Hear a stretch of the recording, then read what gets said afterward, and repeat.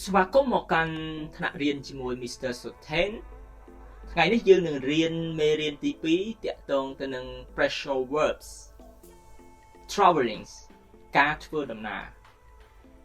វិបស័ព្ទទាក់ទងទៅនឹងការធ្វើដំណើរយើងនឹងសិក្សាស្វែងយល់ទាំងអស់គ្នាទី1 start up means begins a journey for a trip. For example, our trip to Angkor Wat started off at the US Embassy. Start up មានអត្ថន័យជាភាសាខ្មែរថាចាប់ផ្ដើមចាប់ផ្ដើមនោះគឺចាប់ផ្ដើមចេញដំណើរណាមានន័យថានៅពេលដែលយើងធ្វើដំណើរទៅណាមួយយើងចាប់ផ្ដើមពីចំណុចណាមកយើងអាចប្រើពាក្យថា start up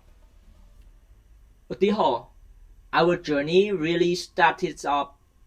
at the National Museum បាទយើងប្រើថាការធ្វើដំណើររបស់យើងពិតជាបានចាប់ផ្ដើមចេញពីសារមន្ទីរជាតិបាទចាប់ផ្ដើមចេញពីសារមន្ទីរជាតិមកបាទពាក្យទី2 stop up mean visit somewhere for a short time while you are going somewhere else. For example, she stopped off at cafe for a couple of hours before continuing to Siem Reap. បាទពាក្យ stop off មានន័យថាឈានចូលលេង stop off ណាឈានចូលលេងហ្នឹងមិនចូលកន្លែងណាមួយ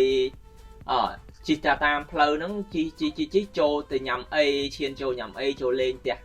អ្នកណាមកពីម៉ោងអីហ្នឹងយើងអាចប្រើពាក្យ stop off បានបាទឧទាហរណ៍ She stopped off at Phnom Penh for a couple of days before continuing to Angkor Wat បាទនាងពេលនាងដើរលេងហ្នឹងនាង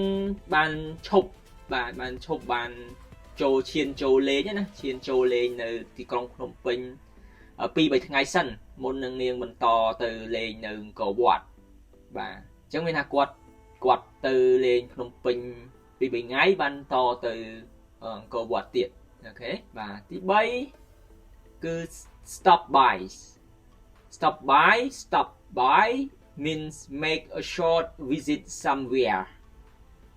For example, Pisay will stop by tonight to have some coffee. It means she will make a short visit. Stop by មានន័យថាឈានចូលដែរបាទពាក្យជាឈានចូលកន្លែងហ្នឹងគឺឈានចូលទៅធ្វើអីមួយហើយមកអញ្ចឹងណាមានថាទៅបន្តទៀតអីចឹងទៅឧទាហរណ៍ On your way back from lunch, please stop by at the printing shop and pick up our document. និយាយចំពេលមកពីញ៉ាំអាហារថ្ងៃត្រង់វិញសូមចូលទៅហាងបោះពុម្ពហើយយកឯកសារយើងមកផងបាទគេនិយាយថាអញ្ចឹងណាបាទទី4គឺ check in mean arrive and register at a hotel or airport. For example, you must check in as early as possible to avoid missing your flight. Check in មានអត្ថន័យជាភាសាខ្មែរថាពេលយើងទៅដល់ទីតាំងណាមួយបាទនៅសន្តាគារនៅអាកាសយានដ្ឋាននៅកន្លែងណាមួយហ្នឹងយើងទៅចុះឈ្មោះឲ្យគេឲ្យស្កូនសោហើយយើងទៅក្នុងបន្ទប់ទៅអីយើងណាយើង check in ចុះឈ្មោះចុះអីបាទឧទាហរណ៍ I arrived at the hotel and I check in with receptionist before entering my room បាទពេលខ្ញុំមកដល់ hotel ខ្ញុំបានចុះឈ្មោះជាមួយនឹងអ្នកទទួលភ្ញៀវមុននឹងចូលបន្ទប់របស់ខ្ញុំ clear មួយទៀតគឺ check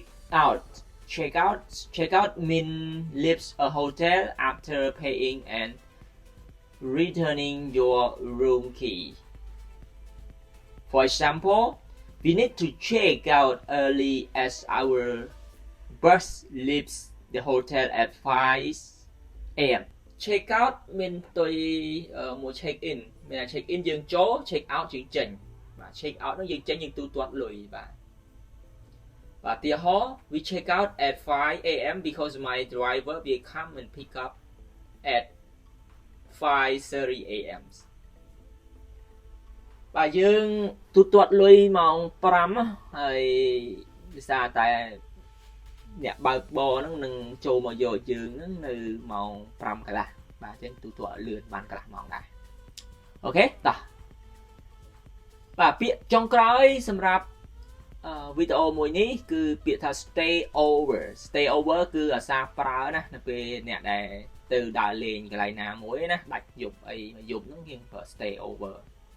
stay over means sleep somewhere or someone home for a night. For example, oh kid, it is getting late. You need to stay over and drive back in the morning. But stay over មានន័យស្នាក់នៅផ្ទះនរណាម្នាក់មកយប់ឬក៏ស្នាក់នៅកន្លែងណាមកយប់យើងអាសាយ៉ាងទៅជាគេមកយប់យើងដាច់យប់ណាយើងថាអញ្ចឹងណាអូខេឧទាហរណ៍ I remember that I stay over in workplace because of COVID-19 ខ្ញុំចងចាំថាខ្ញុំបានគេងនៅកន្លែងធ្វើការមកយប់បាទគេមកយប់ដោយសារតា COVID-19 បាទសម័យ COVID-19 អ្នកខ្លះគាត់គេងនៅកន្លែងធ្វើការដែរដោយសារមាន check point ច្រើនឬក៏ខ្លាចឆ្លងខ្លាចអីអញ្ចឹងទៅបាទអញ្ចឹងយើងមកសរុបឡើងវិញណាយើងរៀន pressure verb ចំនួន6ពាក្យទី1គឺ start up ពាក្យទី2គឺ stop up ពាក្យទី3 stop by ពាក្យទី4 check in ពាក្យទី5 check out ពាក្យទី6 stay over បាទហើយសង្ឃឹមថាបងប្អូនទទួលបាននៅចំណេះដឹង